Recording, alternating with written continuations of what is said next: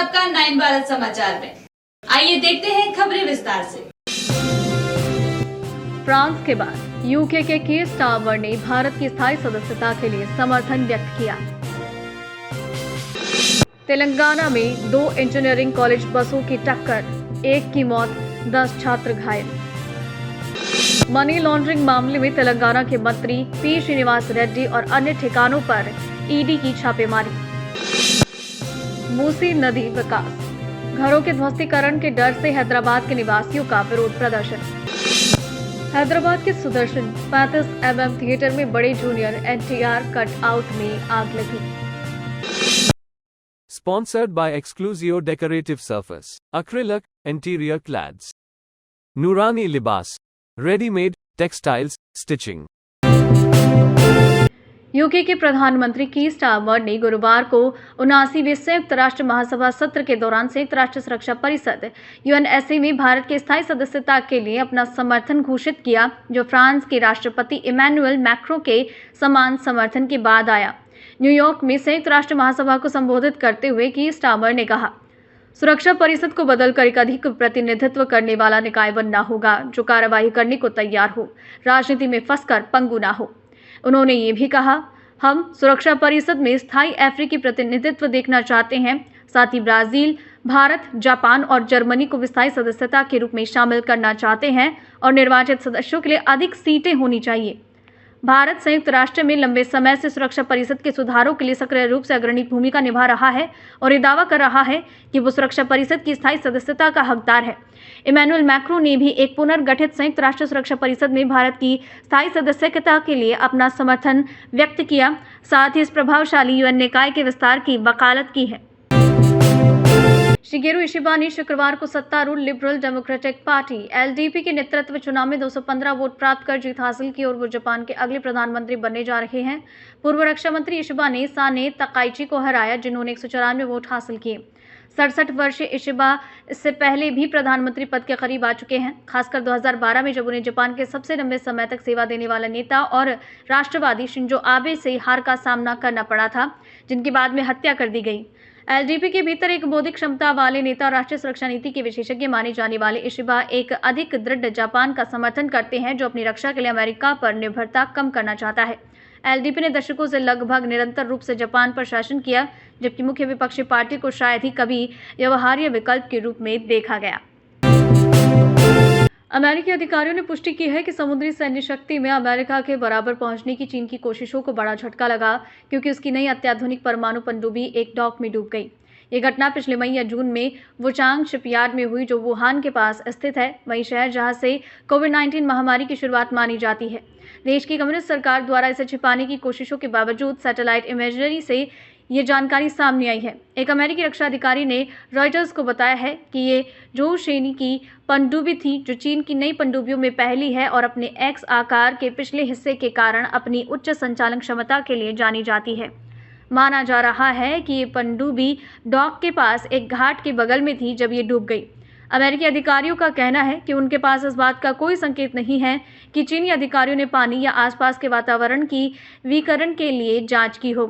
इस घटना पर चीनी सशस्त्र बल, जिसे आधिकारिक रूप से पीपुल्स लिबरेशन आर्मी पीएलए कहा जाता है, उनकी ओर से प्रतिक्रिया नहीं आई है।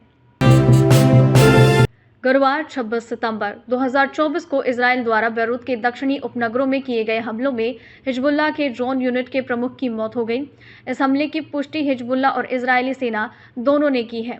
ईरान समर्थित हिजबुल्लाह ने अपने बयान में कहा कि इस हमले में 1973 में जन्मे मोहम्मद सरूर की मौत हुई है। इजरायली सेना ने पहले एक बयान जारी कर कहा था कि उनके लड़ाकू विमानों ने हिजबुल्लाह के एयर यूनिट के कमांडर मोहम्मद सरूर को निशाना बनाकर मार गिराया।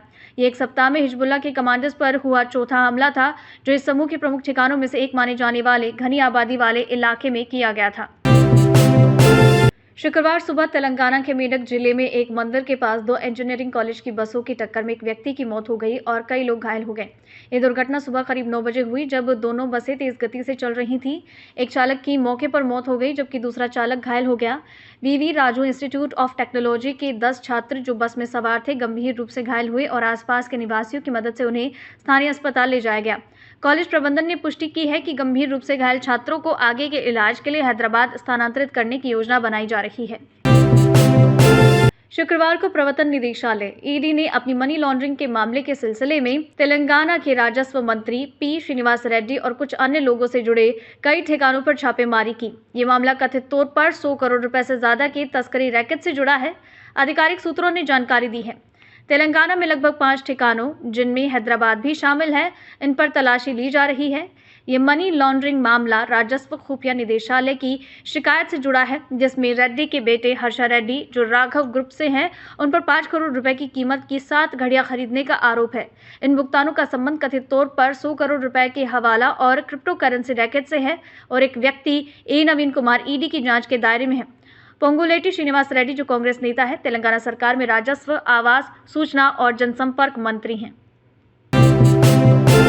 लांगर होज के निवासियों ने मूसी नदी विकास कार्यों से प्रभावित होने की आशंका के चलते एक विरोध रैली निकाली। प्रदर्शनकारियों ने मुख्यमंत्री ए रेवंत रेड्डी और कांग्रेस पार्टी के खिलाफ नारेबाजी की।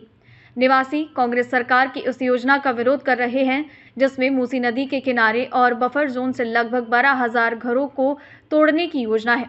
सरकार विस्थापित लोगों को किसी अन्य स्थान पर 2 बेडरूम वाले मकान देने का वादा कर रही है। गुरुवार को राजस्व विभाग की टीमों ने उन घरों को चिन्हित किया जो ध्वस्त किए जाएंगे। सरकार मूसी नदी के विकास के लिए कुछ 100 करोड़ रुपए की लागत से ये परियोजना चला रही है।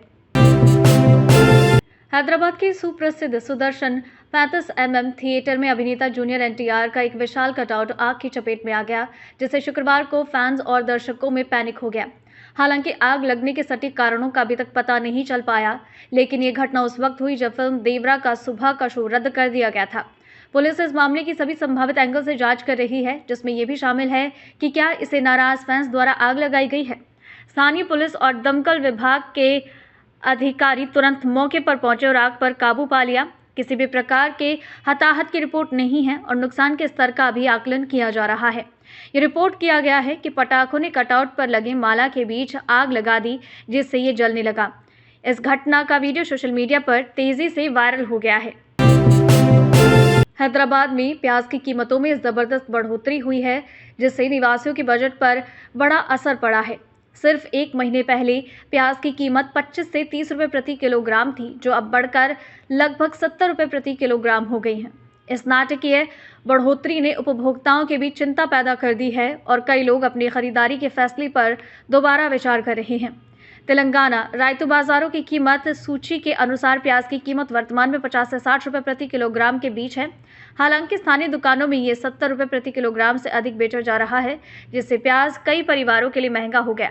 इस भारी मूल्य वृद्धि के कारण प्याज की बिक्री में ये भी काफ़ी कमी आई है, क्योंकि हैदराबाद के निवासी अपने खर्चों को नियंत्रित करने के लिए प्याज की खरीद को कम कर रहे हैं। प्याज की कीमतों में इस उछाल का कारण भारी बारिश के कारण तेलंगाना और अन्य पड़ोसी राज्य में फसल को हुए नुकसान से उत्पन्न आपूर्ति और मांग के असंतुलन को मांगा जा रहा है। फ्रांस के बाद यूके के कीर स्टारमर ने भारत की स्थायी सदस्यता के लिए समर्थन व्यक्त किया। तेलंगाना में 2 इंजीनियरिंग कॉलेज बसों की टक्कर, 1 की मौत, 10 छात्र घायल। मनी लॉन्ड्रिंग मामले में तेलंगाना के मंत्री पी श्रीनिवास रेड्डी और अन्य ठिकानों पर ईडी की छापेमारी।